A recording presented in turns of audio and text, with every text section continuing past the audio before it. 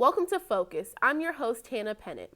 April was the month of the military child. This celebration is a legacy of former Defense Secretary Caspar Weinberger and recognizes the important role children play in armed forces community.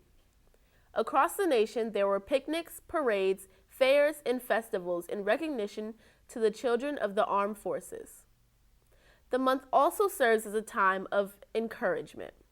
Right now, there are 1.2 million school-aged children of American military service members, 76,000 of which are enrolled in 179 Department of Defense education activity schools across 3 continents. Military children face many challenges such as having parents deployed, moving frequently, culture shock, assimilation, and starting over. This can be extremely hard on children. So schools are encouraged to put on events for them to remind them that they are strong and can make it through. Recently, I was on site at Lee Hall Elementary School to meet the First Lady of Virginia, Dorothy McCullough, who came to spend time with these children and encourage them. Take a look. Hi, I'm Hannah Pennant, and I'm here with Superintendent Dr. Kilgore. How are you today? I'm good today. Very good today. So can you just explain to me, give me a brief explanation of what this month is? Yes, this April all over the United States is celebrated as the month of the military child. And it's a way for our nation and our school divisions to show gratitude to military families and to recognize young people are sometimes in our school without their mom or without their dad, and how we can be a support system at school for young people. And today we have a special guest coming in. We do. The governor's wife, Dorothy McCullough. Yes. What's her importance coming in and speaking with the children? Well, I think the fact that the governor and his wife are recognizing this month of the military child and the role of the military in Virginia is very powerful and very important. And I think for her to come and say thank you to the young people. She's also going to highlight reading, and she's going to read to a 2nd grade class. So I think that will, they'll get to know her a little bit and have that memory of I met the governor's wife.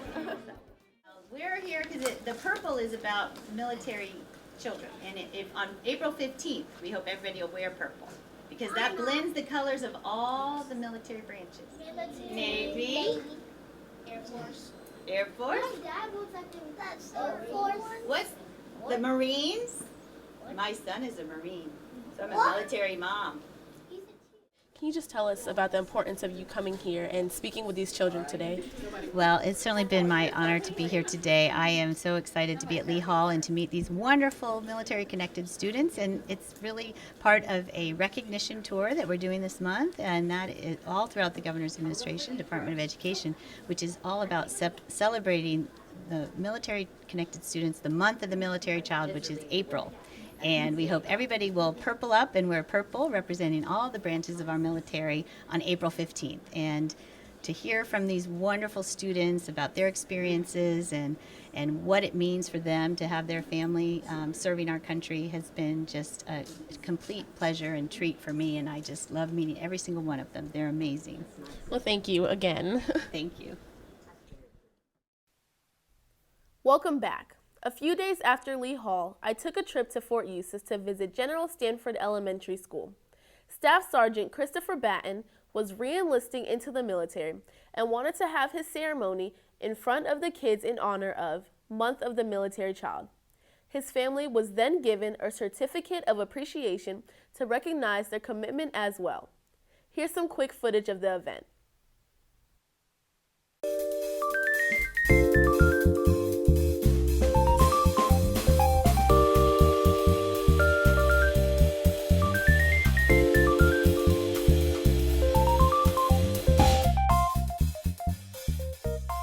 The month of April is month of military child, so we wanted to expose this to the rest of our 4th grade students. The parent of the re-enlisting, he's a parent of one of our 4th grade students.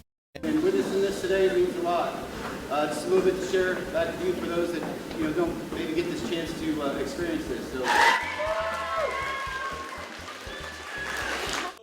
Like I said before, it's not just the soldier, it's the family. And what I have right here is a certificate of appreciation on behalf of the Department of the Army. Currently, at the end of this month, I'll be at 10 years. I hit my 10-year mark on April 26th, and I just re-enlisted for 6 more years. Well, with it being the month of the military child, I felt that, what better opportunity to do it here at General Stanford Elementary School. My daughter goes here, and then there's a lot of the other kids that don't get to experience a re-enlistment like this. So I felt it was good for them to, good experience for them to be a part of.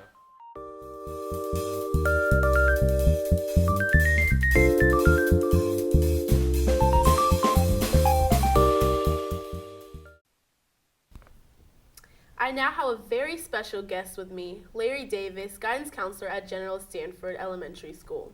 How are you doing today, Larry? I'm doing well, and yourself? I'm very well. So tell us a little bit about what you do at General Stanford. Well, at General Stanford, I'm the professional school counselor. I do citizenship traits, work on character building. We work on the 3 C's, college, career, and citizenship ready. So those are the skills that we work on weekly, monthly, daily with our students. And are all of the students who go to General Stanford military children? Yes, we have 100% military students. I think we're right under 500 with our total. They range from direct family members to sometimes temporary placements through military still, but all in some way, shape, or form they're military related. And what are some of the obstacles that these children in military families have to go through? Well, they definitely have their own set of obstacles. We're more familiar, I guess it's a little abnormal for those of us who haven't been military related to have our challenges. However, with military families, they have some tremendous challenges, such as, sometimes one parent or both parents can be out of the picture at a time with deployments, with different activities and duties. So they have a number of things that goes on for themselves as far as challenges. And, we're here, to talk to them and let them know that we're definitely trying to help them in any way we can. In the month of the military child, what impact has it had on the students?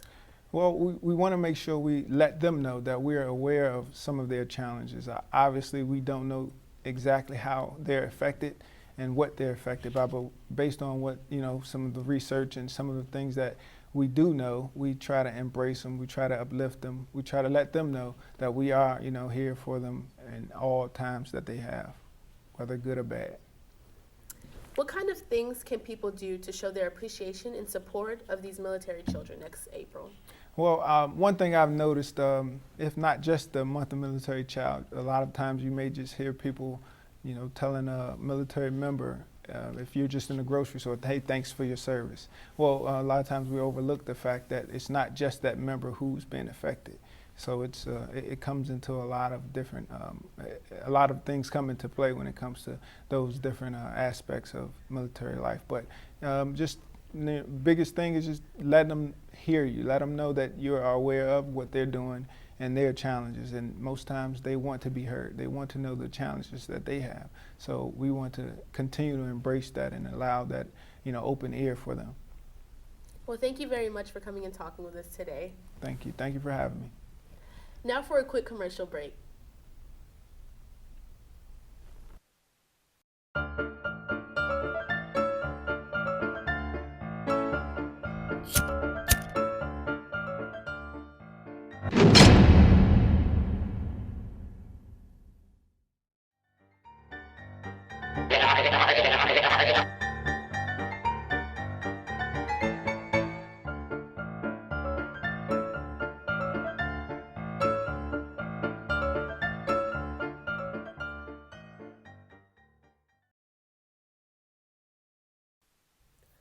Welcome back. As you can see, the month of the military child is incredibly important in our community. Don't forget to show your support for the military children next April. I'm afraid that's all the time we have for today. I'm your host, Hannah Pennant, and see you next time for another episode of Focus.